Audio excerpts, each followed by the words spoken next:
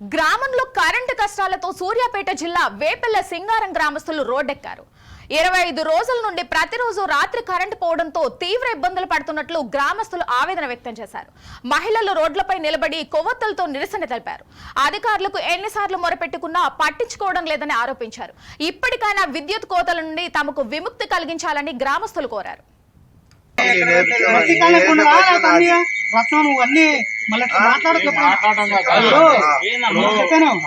రోజుల నుంచి కరెంట్ ఉండట్లేదు. ఫస్ట్ వార్డ్ లో అందరూ నాట్ల కాలం పండ్ల కాలం అయింది, పనులకు వేస్తారు. ఇంతకాడ కరెంట్ ఉండట్లేదు. రైస్ అన్నం వండుకోవటానికి కానీ ఏదైనా చేయడానికి కానీ పనుకోవటానికి కానీ ఎదురు ఉండట్లేదు. నైట్ మొత్తం కరెంట్ ఉండట్లేదు.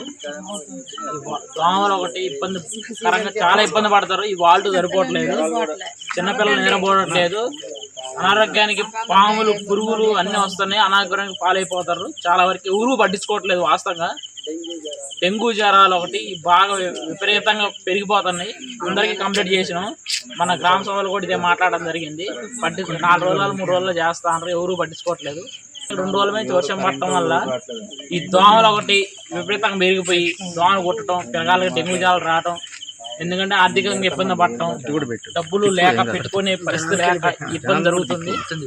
ఈ విషయంలో ఏదన్నా ఇప్పుడు మాట్లాడిన విషయం ఇప్పుడు మాట్లాడుతున్నాం. రేపు కానీ 2 రోజుల తర్వాత కానీ ఈ విషయాన్ని స్పందించకుండా ఈ విషయం చేయకపోతే మేము డైరెక్ట్ కలెక్టర్ ఆఫీస్కి పోయి మేము కంప్లైంట్ చేస్తాం.